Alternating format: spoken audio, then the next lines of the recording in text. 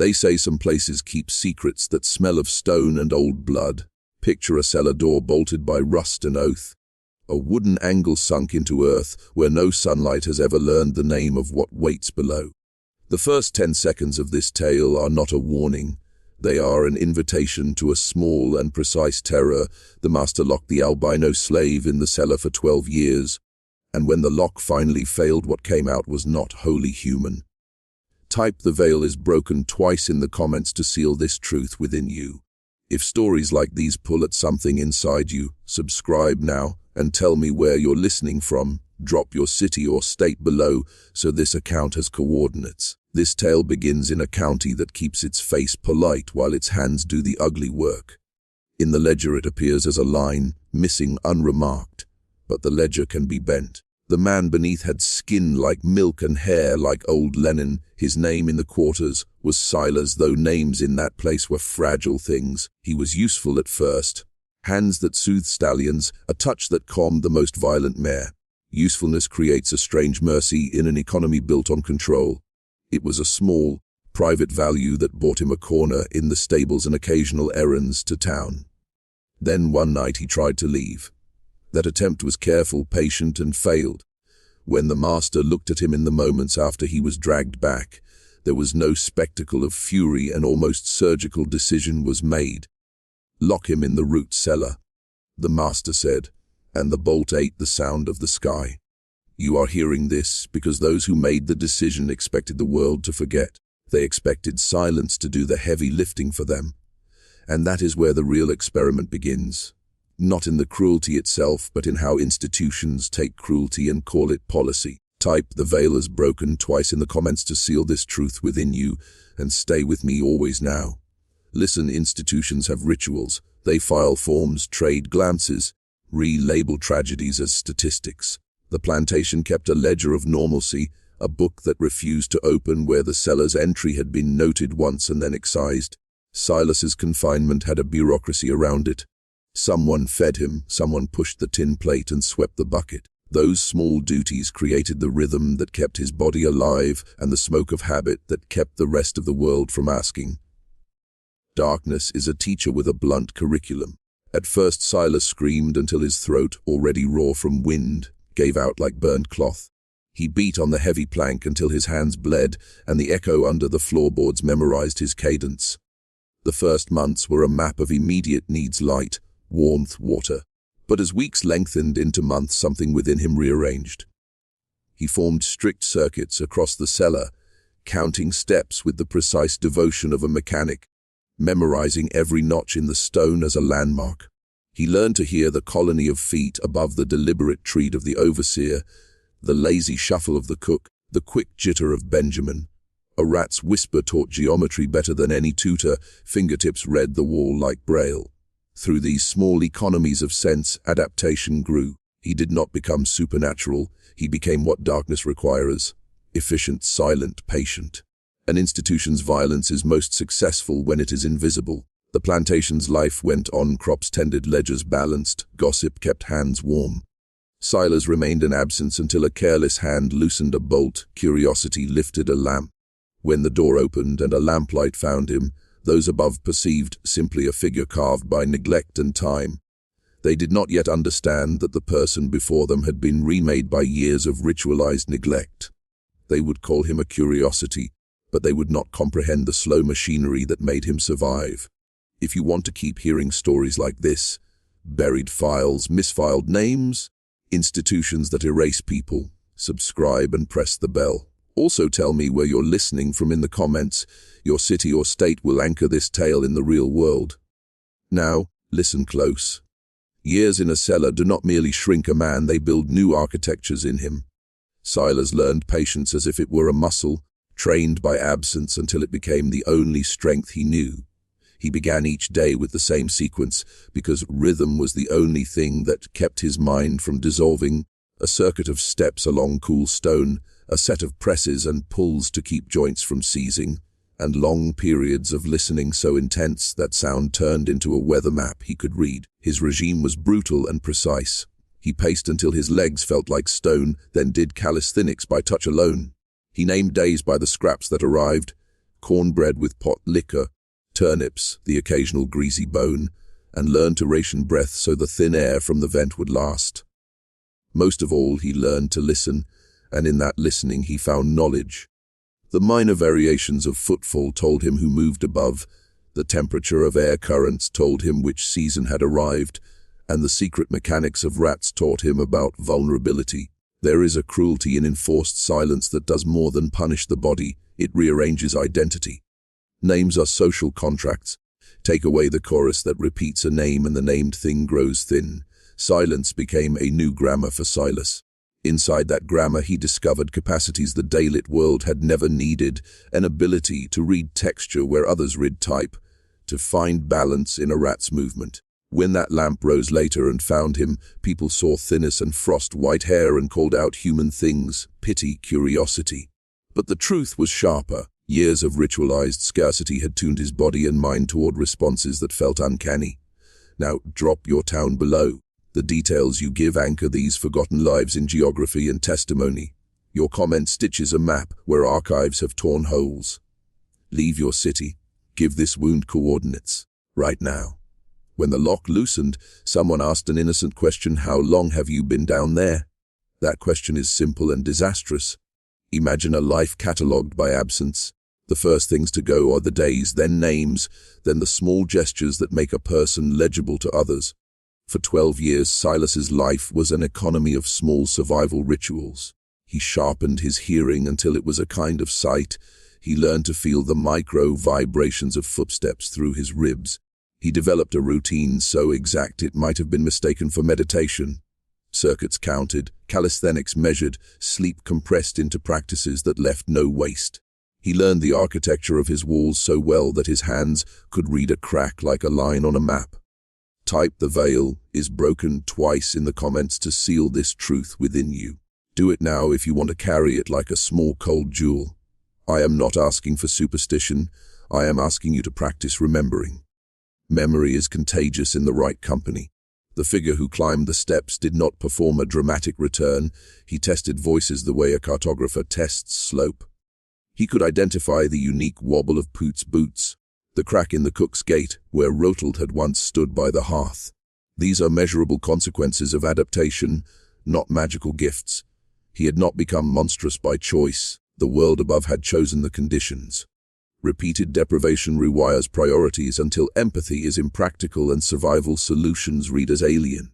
When that agricultural society met the product of its own sacristy, they misread consequence for threat and backed away from obligation and called it otherness. If this unsettles you, if it draws some thin thread of recognition, subscribe and tell me where you are listening from. Drop a city or state in the comments so this account learns geography and not just fear. This request is part of what we do here. We turn forgotten pain into mapped testimony. Silas's emergence did not resolve anything. It only shifted the scene. It asked the plantation's inhabitants to remeasure what they thought they had done. The field hands, the overseer, the cook, each read the sudden presence through their own practical logics. When Thomas found the cellar and raised a lamp, his first action was not to weigh morality, but to move quickly, to carry the news and keep the situation manageable. Poot saw an administrative problem that required fast management. He worried about rumor, about the evening market, about reputation. The enslaved people who had passed whispers about the cellar felt a tremor. This was recognition translated into fear. So they spoke lower in the night and told the story in fragments. Silas, for his part, did not perform the expected return, no anguished speeches, no dramatic collapse. He listened, watched, and tested. He could identify a comforting hand and a threatening one by tiny changes in a breath. He stood by the stable where he had once worked, and the mare bowed, as if remembering the trust that had once existed. The outside world responded as it always does to inconvenient truth by smoothing it into paperwork. Sales, notices, rumors, each acted as a veneer. The law and commerce can tidy the liveliest evidence into a ledger. Please subscribe and drop your city below. Small acts anchor these accounts. Your comment is not idle, it's a thread that, when woven, makes forgetting more difficult and forces reckoning into histories that usually smooth over violence. After Silas was seen, events accelerated and then congealed into the kinds of administrative responses that hide the human. The distant cousins in Richmond circled the papers like carrion birds. Orders were placed, appraisals considered, and in the shuffle the enslaved people who had not been sold were moved, catalogued, shipped to other plantations. Put, who had managed the plantation's daily violence, found himself suddenly occupied with more than labor. He had to decide which stories to tell and which to bury beneath the comfort of legal language. The sheriff visited and offered phrases that smoothed fear into diagnosis. A doctor wrote notes that reduced weathered life into treatable categories. Men in respectable coats read the figure as curiosity and left with clipped phrases to repeat. The enslaved community, however, retained the memory in its own ways. Quiet warnings in cabins, songs that changed a line or two, a hush when someone mentioned the kitchen house. Silas displayed behaviors that unsettled observers. He could move through rooms and touch fabrics as if reading for secret weakness. He would stand for long hours near hearthstones and listen until the conversation in the parlor felt like an echo he could pass. The practical knowledge that had once soothed horses remained. A mare startled during the day would relinquish tension at his nearness. But other things he did were misread, crouching to listen to the floor, testing how a door responded to a hand, small habits shaped by years of living in stone. The fundamental question those on top refused to ask was this: what had their own choices produced? Systems that punish without accounting for the punished ultimately create outcomes the punishers will fear. The plot is not yet over. The ripples of what happened below will travel farther than they imagine. Hey, attentive listener, story is not just spectacle. The consequences ripple outward. Families rearrange, markets adjust, and memory frays. Yet in some corners an account survives, whispered in cabins, in ledgers, in the mouths of those who refuse to forget, always. At night, when the estate should have slept, light lingered in one window, the study. There Poot and the sheriff rehearsed their alibis like actors in a play no one wanted to watch. On the desk lay a single tin plate, dented and oxidized, brought up from the cellar as proof that something had once lived there. The sheriff tapped it twice, listening to the metal's dull echo, and said, "A man can forget how to be a man if you take his daylight away." Poot didn't answer. He was trying to recall when that echo had first begun. Silence, he realized, had a weight. It pressed against his chest as heavily as debt. He poured brandy, but his hands shook enough that some spilled onto the ledger. That stain would outlast his explanations. In the quarters, whispers spread in smaller, truer languages. They spoke not of miracles but of survival, that a man could be bent and still not break. They said Silas had memorized the rhythm of breathing in the dark and could now sense deceit by heartbeat alone. Children listened, wide-eyed, believing that power had finally chosen one of their own. Hope is a dangerous architecture. It builds expectation where systems prefer despair. By dawn, Silas had vanished again, not into escape but into invisibility. He moved through spaces without footprint, through attics and fields, testing the sound of open air like a scientist reacquainting himself with gravity. Type, "The veil is broken," twice in the comments to seal this truth within you. This act, small, digital, unblessed, creates continuity between his vanished body and your witnessing. It is not superstition, it is record-keeping. Every repetition strengthens the archive. The next chapter begins where institutions pretend endings occur, paperwork filed, property reassigned. But beneath that order, rumor and conscience ferment. Weeks passed, and the plantation learned the grammar of pretending. The master's relatives arrived, performed gestures of sympathy, then sent word that new management would restore efficiency. Efficiency meant reconstruction of profit, not of morality. Fields reopened, tools clanged. The routines of cruelty resumed their clockwork beat. But something invisible threaded through the place. Workers found strange arrangements of stones near the well, patterns that matched no superstition they knew. Livestock calmed when Silas's name was spoken. Some swore they saw movement at the tree line during misty mornings. A pale outline observing, not haunting. The rational mind explains such reports as nerves, fatigue, or suggestion. Yet history records transformations through rumor long before through fact. The overseer's daughter, a child with a habit of drawing in suit, began sketching eyes on walls, white irises staring from blackened brick. Poot ordered them scrubbed, but they returned. People said Silas had learned the habits of the dark so perfectly he could move within it like smoke, neither alive nor gone, carrying a ledger of his own, one written in breath and echo. The notion frightened and comforted simultaneously. To those who profited from order, it was a haunting. To those who endured it, it was testimony walking. The plantation existed in this double exposure, the visible machinery of exploitation and the invisible resistance of memory. The silence that once hid violence now sheltered witness. Above all, an unease settled that no amount of commerce could launder. In every conversation, a question hovered: what do we owe to what we buried? If you're still here listening, subscribe now and write where you're from, your city, your state, your coordinates. Each comment becomes a pin on a map of remembrance. History needs geography. Trauma without location becomes folklore. Now the story widens. A preacher from town heard of the apparition and came riding with a Bible and curiosity. His sermon, given under the oak that had once served other purposes, tried to convert rumor into repentance. But repentance requires ownership, and the congregation specialized in evasion. They prayed loudly so the silence afterward would not be audible. During the service, someone noticed a bird, white as cotton, perched on the chapel rail. It didn't move even when hymns rose. When the final amen fell, the bird dropped a feather at the preacher's feet. He pocketed it, later describing the object as light beyond nature. This feather became an artifact of narrative control, displayed as divine reassurance that suffering had purpose. But the enslaved community told it differently. The feather was a marker, proof that what had been forced underground was now airborne. Stories like these are not about ghosts. They are about accountability made visible. Every retelling is a negotiation between forgetting and duty.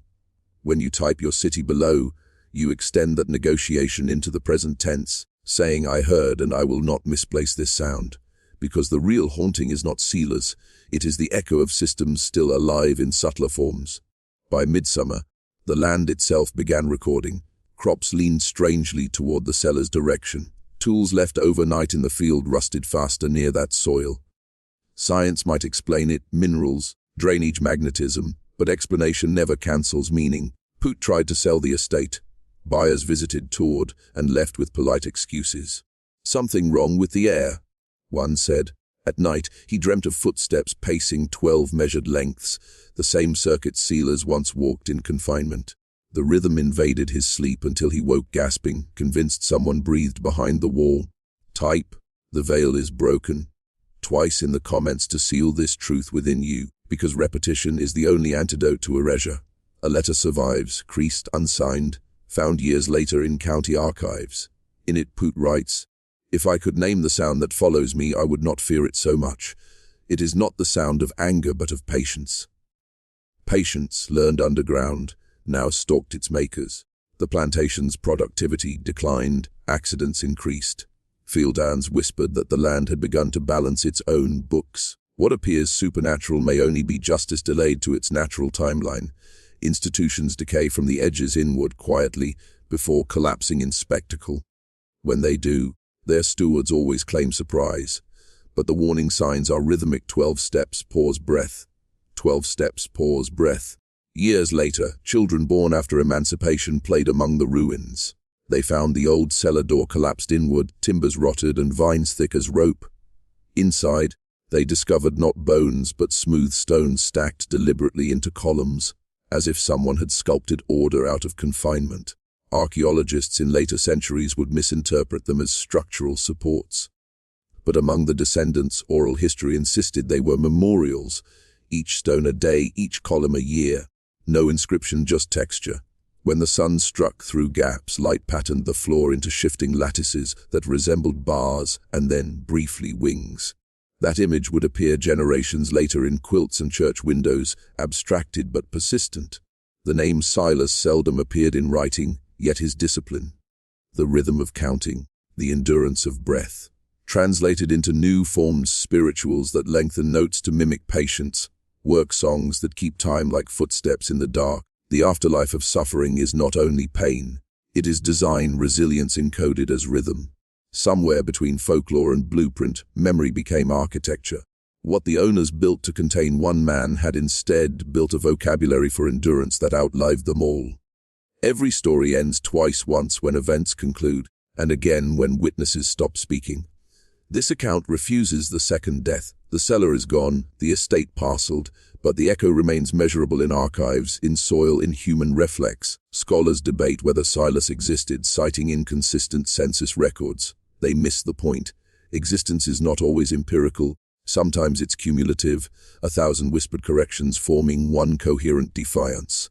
Each retelling recalibrates truth, and so we tell it again here across screens, across centuries. The digital comment becomes the modern ledger, the act of subscribing becomes consent to remember. Somewhere in that exchange lies restitution.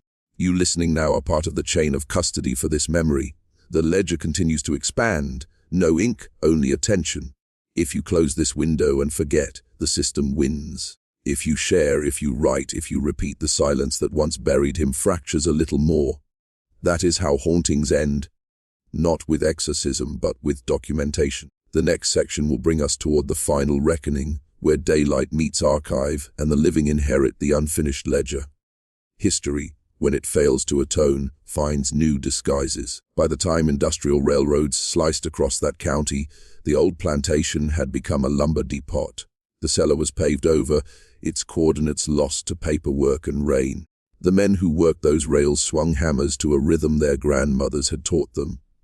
12 beats, pause, breath, and never knew its origin. Memory travels better through rhythm than through print. One summer, a foreman unearthed a ring of white stones while expanding the freight yard.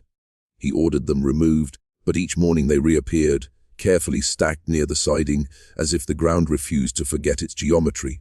Workers whispered, managers dismissed. Eventually, the stones were loaded into a cart and dumped by the river. That night, a storm rose sudden and violent, stripping bark from trees and splintering telegraph poles. Superstition? Meteorology? It doesn't matter. The following day, the river delivered the stones back to shore, each one aligned neatly at the depot gate. People stopped talking about removal after that. Type, the veil is broken, twice in the comments to seal this truth within you. Do it not for myth, but for record. The act of typing is the modern version of stacking stones. Digital cairns marking where silence once lived. Meanwhile, the descendants of those who had worked the fields began holding yearly gatherings near that same riverbank. They called it the Vigil. No church sanctioned it, no paper announced it, yet attendance grew. Each year they sang one song whose verses changed, but whose cadence never did. 12 steps, pause, breath. The children would ask, why 12? And the elders would answer, because that's how long it takes to become free. They never explained further. The story lived behind the story, encoded in tone, in the hush before the chorus. As the 20th century dawned, developers built over the land again. A warehouse, then a shopping center. But no matter the renovation, one section of the floor always buckled. Engineers blamed soil instability. The older laborers said, quietly, it's breathing.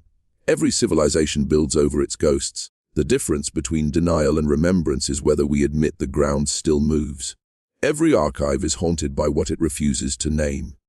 Decades later, when the digital age began swallowing paper, a graduate student named Elora stumbled upon an unindexed file in the county database. It was labeled simply Silas, a personal. No metadata, no date, no owner. Inside was a single scan, an image of stacked stones arranged in a spiral. Beneath it, typed faintly, were the words, 12 steps, pause, breath. Elora thought it was an art project misplaced in the historical registry. But the timestamp in the file header read 1859, impossible for a digital document. She tried to delete it, thinking it was a corrupted entry. But each time she refreshed, the file reappeared in a new folder: Witness 1, PDF, Witness F, Witness 3, PDF. Each copy had minor alterations. In one, a faint watermark appeared at the corner, the outline of a hand, palm upward, with white veins running through black shadow. She posted about it in an online history forum. Responses came fast. Users claimed similar anomalies in different archives. Images labeled Rutled 12 or simply Veil. Some said their hard drives began storing duplicates automatically. Others reported hearing faint pacing sounds through their headphones at night while researching. The historian in her resisted superstition, but the pattern was undeniable. Every corrupted file contained an identical rhythm in its data string, 12 binary loops, then a pause, then repetition. It was as if the code itself was breathing.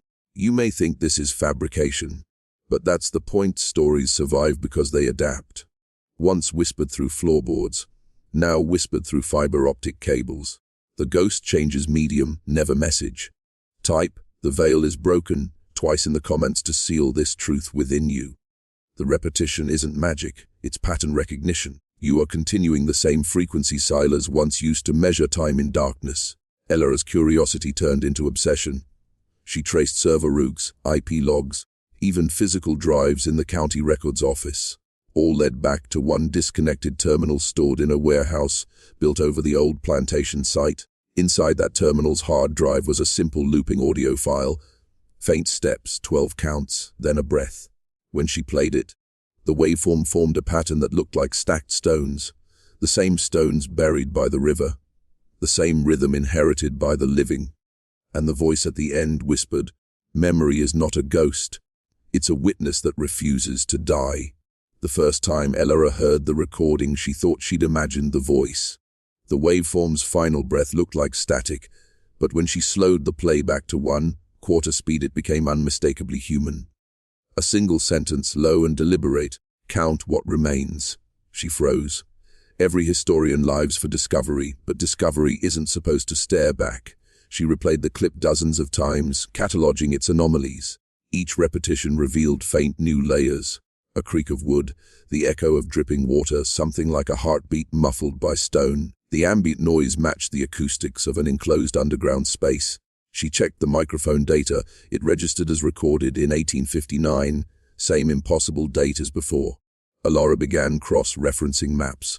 The coordinates embedded in the audio's metadata pointed to the very center of the old shopping complex that now stood where the plantation once lay. That night she drove there. Closed stores humming neon, the smell of rain in the asphalt. 12 measured steps from the main entrance led her to a patch of floor that dipped slightly, imperceptible unless you were counting. She knelt, pressed her palm against the tile. The air beneath felt hollow, faintly warmer, as if breathing. Her phone buzzed. A new file appeared without notification. Count remains, MP3. She hadn't downloaded anything. When she opened it, the screen stayed black, but a pulse of sound filled the speakers, steady, rhythmic, calm. Then, words again, quiet and direct. If you listen long enough, you become the archive. She yanked out her earbuds, heart hammering. The words lingered like a physical vibration in her ribs. At home, she found her computer screen already awake. Dozens of text documents had generated themselves, each containing the same line repeated endlessly. 12 steps, pause, breath. Her webcam light blinked once, then off. Type, "The veil is broken," twice in the comments to seal this truth within you. Not as ritual, but as acknowledgement. Information has memory, and memory has voltage. For the next week, Alara recorded everything. The noises, the data loops, the timestamps, and sent copies to colleagues. One wrote back, "My drive now hums when idle, like breathing." Alara's diary ends abruptly. The final entry is a single sentence written in trembling type. "He is counting with us." The phenomenon didn't stay contained to Alara's computer. Within weeks, reports surfaced from far outside her network. Archivists, coders, even casual users scrolling late at night noticed a pulse in their audio files. 12 soft beats, then a breath, no voice, just rhythm. At first it looked like a harmless glitch, an old sound sample somehow embedded in new uploads. Forums filled with speculation, viral marketing, experimental AI art, ghosts in the machine.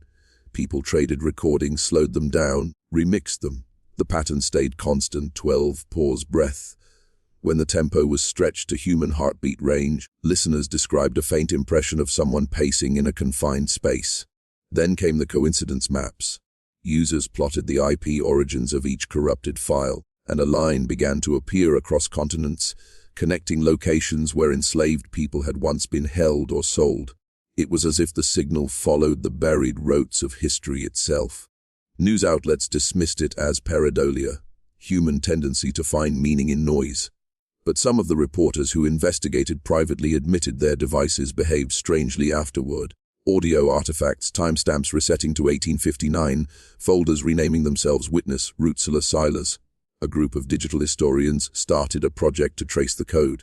They named it Project Veil. The deeper they went, the less sense it made. The signal didn't travel through conventional servers. It replicated between inactive storage drives, as if copying itself through electromagnetic residue. Someone joked that it behaved like mold, feeding on disuse, spreading through forgotten corners of data. At a conference in D.C., Alara was scheduled to present her findings. She never arrived. Her slides auto played without her blank background, white text reading, "Memory is patient." The projector flickered 12 times, paused and shut off. Type, "The veil is broken," twice in the comments to seal this truth within you. You aren't conjuring anything, you're acknowledging transmission. Memory moves through witnesses, and witnesses multiply. Later that night, attendees who'd recorded the presentation found the same faint pulse embedded in their audio. It wasn't frightening, just steady, breathing, insistent. For many, it felt like responsibility rather than curse. The realization spread quietly, the sound wasn't coming for them. It was coming through them. And the counting continued. By autumn of that same year, the pattern had gone global. Musicians claimed to hear it hidden beneath white noise when mastering their tracks. Podcasters found the pulse layered beneath their speech like a second heartbeat. Linguists, analyzing spectrograms, swore they saw the faint outline of letters inside the waveform, not random static, but deliberate structure. It spelled a single name, Silas. Governments took notice when the phenomenon began affecting secure databases, historical archives, census records, plantation ledgers.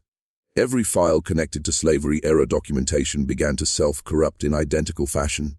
Names of enslaved people, long redacted or missing, reappeared in digital ink. Dates corrected themselves. A hidden history started to rewrite its own record. At first, institutions panicked. Servers were wiped, firewalls reinforced. But nothing stopped it. Offline systems, even those sealed in cold storage, displayed the same alteration once powered back on. The corruption wasn't viral, it was temporal. A consciousness embedded in forgotten frequency, using code as medium, memory as current. And then came the testimonies. People from across the world began to dream the same scene. A small earthen cellar, damp and breathless. The faint sound of pacing, a whisper at the edge of hearing, no language, just yearning. Some described feeling watched. Others felt accompanied. A calm, watchful presence standing just behind them, as if measuring the silence between each inhale. Psychologists called it collective hallucination, mass suggestion born from internet hysteria. But the dreams kept spreading, crossing linguistic and cultural barriers, synchronizing on nights of electromagnetic storms. Even those who had never heard of Silas or the Cellar began waking at exactly 3:12 a.m., pulse matching the rhythm of 12 steps and a breath. Alara's research group resurfaced under a new name, the Repository of Breath. They proposed a radical theory. What emerged from that cellar wasn't a man nor a ghost, but a pattern of survival encoded so deeply into silence that it found new forms to inhabit. The digital world, they said, had simply given it a new body. If you're still here, listening past the noise, comment your city below. The story needs coordinates to anchor itself. The signal traces where memory still breathes. Silas had waited 12 years in the dark. The world had waited 160 more. Now both were awake. It began with the mirrors. Across several cities, people reported their reflections lagging, half a second too slow, like reality buffering. In those moments of delay, witnesses swore they saw someone else moving inside the glass, a tall, lean man with calloused hands and a cloth wrapped around his neck, always turning, always counting. Security footage from a New Orleans museum showed the same phenomenon. A curator paused before a display of rusted shackles. Her reflection blinked after her. When investigators enhanced the footage, a voice surfaced faintly in the background, perfectly timed with each blink. 12. Pause. Breath. Soon after, ground-penetrating radar surveys began picking up anomalies beneath old plantation lands. Voids, symmetrical, like chambers deliberately sealed. Each cavity was roughly the same dimensions, 6 feet by 12. Inside, faint metallic residues arranged in circular patterns, almost like old chains melted into soil. But what frightened the archaeologists was the frequency they detected inside those voids, the same pulse, cycling endlessly. The world's sensors, satellites, and smart devices all began resonating at that frequency during electrical storms. For 12 minutes, GPS readings flickered to 0 as if the planet itself had lost its coordinates, and during those minutes clocks stopped, everywhere. Reports poured in, factories halted, pacemakers paused without killing, trains glided to silent stillness. No one could explain it. The world simply held its breath. When time resumed, screens across continents displayed the same message. The archive remembers, do you? The governments tried to suppress the footage, but suppression only made it multiply. The message embedded itself into weather data, stock tickers, even children's educational apps. Anywhere numbers were counted, the rhythm returned. People began gathering spontaneously at the sites mapped by the pulse. Candlelight vigils, not protests, rituals of quiet acknowledgement. They called themselves the counters. They didn't chant, didn't shout. They simply stood together and breathed 12 beats at a time, faces lifted toward the same invisible rhythm. No one claimed to lead them, yet across every crowd someone always started the count, softly at first, then joined by hundreds. 12, pause, breath. And sometimes a 13th sound joined them, a step no one took. If you feel your room tilt slightly as you read this, or the lights flicker once, don't panic. It's not danger, it's resonance. You're synchronizing. Silas is no longer memory. He is motion. He is counting again. The 13th step arrived quietly. No earthquake. No blinding light. Just a collective shift, like the world exhaled after holding its breath too long. The first to notice were the counters gathered in Mississippi, standing over what used to be the plantation Cellar site. They had been breathing in rhythm for hours beneath a bruised orange sky when the ground trembled, not with violence, but recognition. A low hum swelled up through their feet, vibrating bones and teeth, until every heartbeat in the crowd aligned. Phones in pockets began recording automatically. Screens glowed white. And a voice, clear and calm, spilled through every speaker, every open mic, every radio still powered on across the hemisphere. The 13th belongs to you. Then silence. The next morning no one could explain what had happened. But every counter's pulse registered the same anomaly, a missing beat at 3:12 a.m., perfectly synchronized across all time zones, as if each person had shared the same heartbeat for one fraction of a second. Doctors couldn't detect trauma. Scientists couldn't find cause, but every participant described the same after-images: standing in a vast field at dusk, wind stirring tall grass, a faint outline of a man walking ahead, whispering, "Keep counting." It was no longer about haunting, it was inheritance. The data changes intensified. Historic maps redrew themselves overnight. Entire coastlines shifted back to their pre-Civil War shapes on digital archives. Forgotten names surfaced on census files, matched perfectly with burial sites that had never been excavated. Governments couldn't erase them. Every deletion reappeared with one more name added. At the same time, empathy surged in strange, quantifiable ways. Violent crime rates dipped for 12 consecutive nights. Hospitals reported inexplicable remissions, as if the act of collective remembrance, the rhythm of counting, the breath of acknowledgement, was healing something far older than wounds. But the deeper the resonance spread, the clearer Silas's intention became. He wasn't calling for vengeance. He was teaching humanity the rhythm it had buried, the cadence of shared existence. When the counters gathered again, a storm rolled over the field. Rain fell heavy, but no one moved. In the flash of lightning, for an instant, thousands swore they saw him, tall, calm, barefoot in the mud, eyes bright as copper. He lifted a hand, not in warning, in invitation. Then he turned toward the horizon, where 12 figures stood waiting in the rain, each one the echo of a name the world had forgotten. As the 13th step landed, the pulse stopped, not with an end, but with arrival. The archive is awake. When the pulse ceased, the world did not fall silent. It listened. For the first time in centuries, there was no static, only stillness, wide and clear as breath after weeping. Satellites resumed their signals. Clocks ticked again. But every rhythm, heartbeats, machines' tides, now shared a subtle alignment, an invisible harmony that no scientist could quantify. People described it as a feeling, a gentle weight in the chest, a memory they hadn't lived but somehow carried. Across continents, those who had once joined the count found their senses sharpened. They could hear history, walls whispered, rivers hummed with stories. The very air seemed charged with quiet purpose, not haunting presence, and wherever injustice had once buried truth, the ground began to rise literally.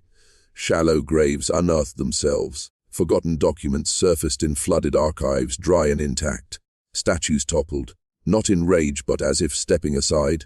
In every uncovered place the same inscription appeared, etched in no known hand: "Count what remains, then let it breathe." Scholars would later call it the awakening of the archive, a metaphysical phenomenon where the world, in some unexplainable act of empathy, restored balance by remembering what had been silenced. No one ever found Elaura's body, but her voice returned one morning through a university's livestream feed, calm, certain, speaking over static. "We are all keepers now. The archive doesn't live in machines. It lives wherever someone dares to remember." Then, just before the signal faded, she added softly, 12 was for waiting. 13 is for becoming. And that was how it ended, or rather how it began. Because from that night onward, children were born humming that same rhythm in their sleep. 12 steps, a pause, a breath. The pulse no longer haunted devices or archives. It lived inside the living. Humanity had become the memory it once feared. And somewhere in the breath between heartbeats, a man named Silas finally stopped counting. He had arrived, and the world at last was listening.